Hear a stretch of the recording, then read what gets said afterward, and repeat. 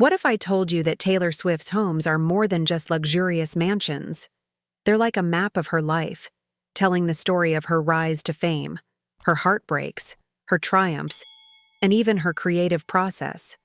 From a small country, girl's dream to one of the biggest pop stars on the planet, every house she's owned holds a piece of her journey. And today, we're taking you through the stunning homes that have shaped Taylor Swift's life. And trust me, you'll see her in a whole new light by the end of this. Let's start at the very beginning. Before the Grammys, the record-breaking albums, and the sold-out stadium tours, Taylor was just a girl from Pennsylvania with a big dream. Her childhood home in Wyoming was where it all began.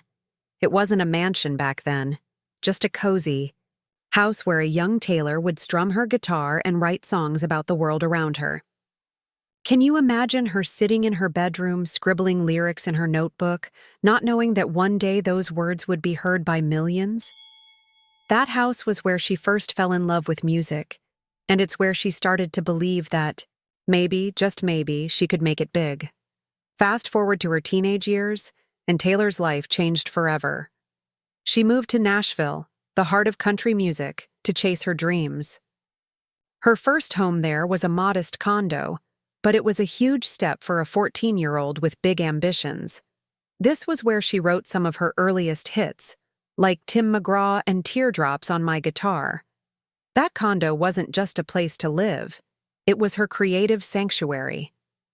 And while it might not have been as glamorous as her later homes, it was the foundation of everything she's built since.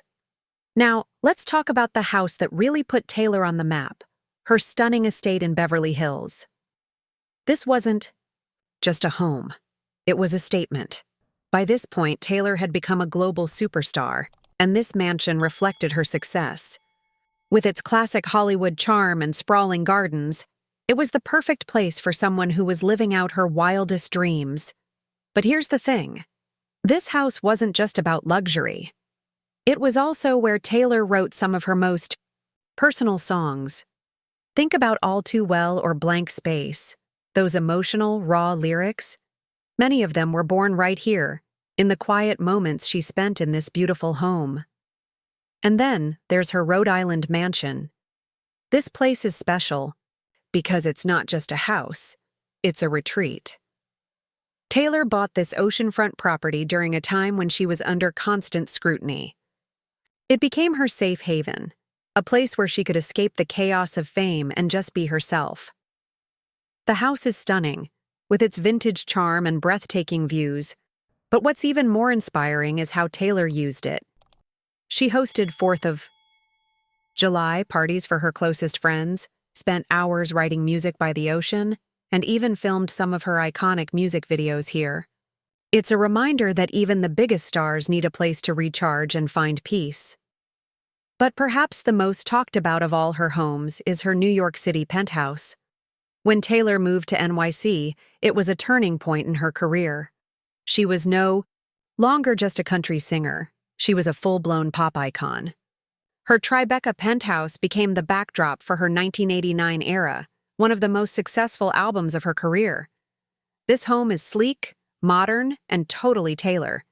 It's where she hosted star-studded parties, wrote some of her catchiest hits, and even filmed parts of her delicate music video.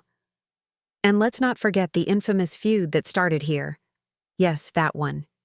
This penthouse isn't just a home. It's a symbol of Taylor's reinvention and her ability to thrive no matter what life throws at her. So, what do all these homes tell us about Taylor Swift? They show us a woman who's constantly evolving, who uses her surroundings to inspire, her art, and who values both her privacy and her connections with the people she loves. Each house represents a different chapter in her life, from the wide-eyed teenager in Nashville to the confident superstar in New York.